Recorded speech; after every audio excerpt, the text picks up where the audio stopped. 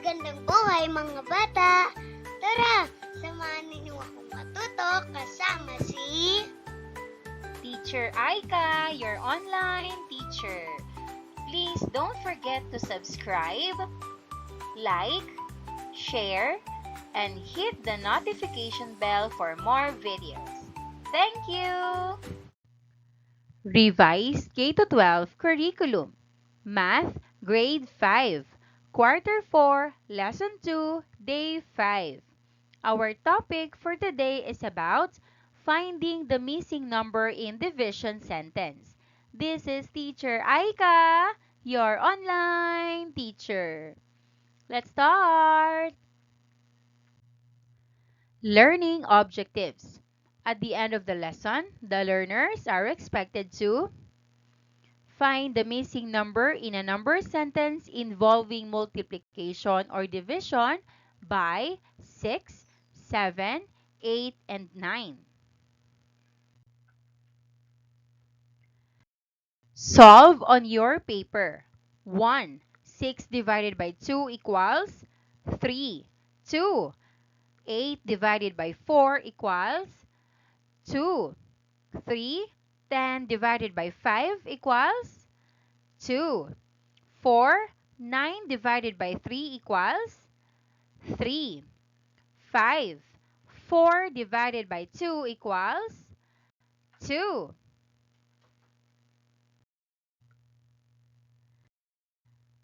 Today, we will find missing numbers in multiplication and division sentences.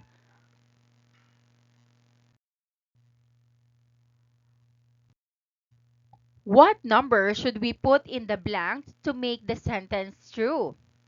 Blank times 7 equals 56. The answer is 8. 8 times 7 equals 56. What number times 7 equals 56? Answer 8.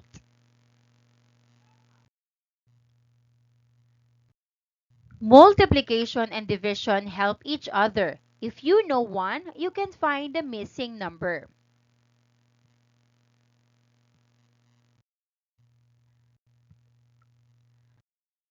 Find the missing number. 1. Blank times 6 equals 36. Answer 6. 6 times 6 equals 36. 2. Blank times 7 equals 57. Answer 8. 8 times 7 equals 56.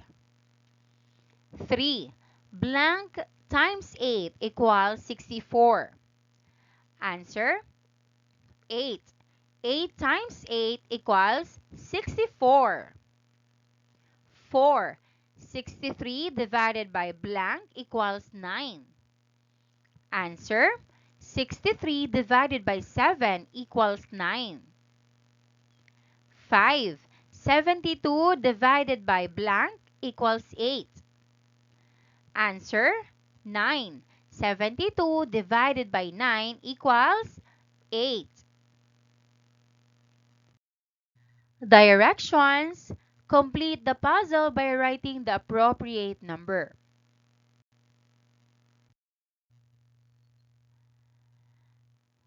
First, 36 divided by 6 equals 6.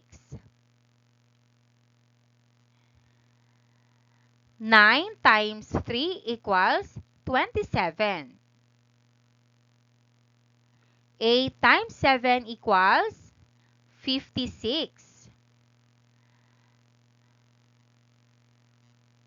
18 divided by 2 equals 9.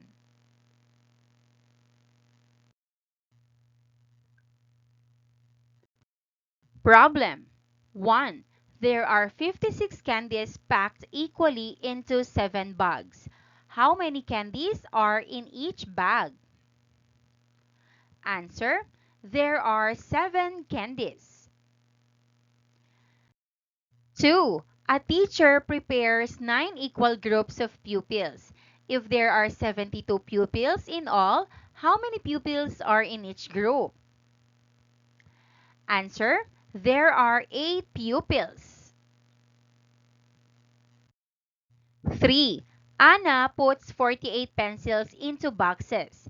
If each box has the same number of pencils and there are 6 boxes, how many pencils are in each box?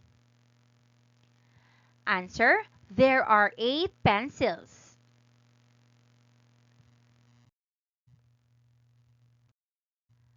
How do we find the missing number in multiplication? Answer, we find the missing number by using multiplication and division facts. These operations are opposites. How do we find the missing number in division? Answer, we find the missing number by using multiplication and division facts. These operations are opposites.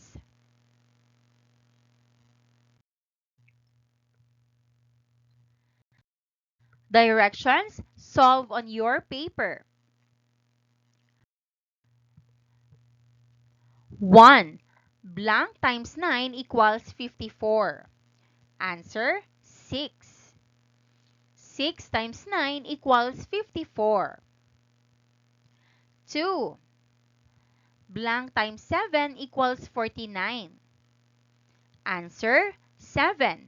7 times 7 equals 49. 3. 56 divided by blank equals 7. Answer, 7. 56 divided by 7 equals 8. 4. 64 divided by blank equals 8. 64 divided by 8 equals 8. 5.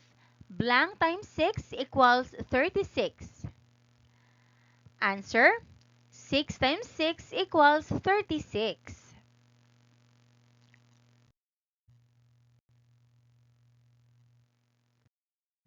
Directions, solve the following. 1. Blank times 6 equals 48. Answer, 8 times 6 equals 48. 2. 63 divided by blank equals 9. Answer, 7. 63 divided by 7 equals 9.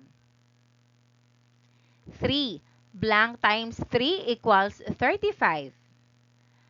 Answer, 5 times 7 equals 35. 4. 81 divided by blank equals 9. Answer, 9. 81 divided by 9 equals 9. Maraming salamat sa panonood. Huwag kalimutang i-like at mag-subscribe para sa higit pang educational content. I-click ang bell icon para ma-update ka sa ating mga bagong video. Salamat!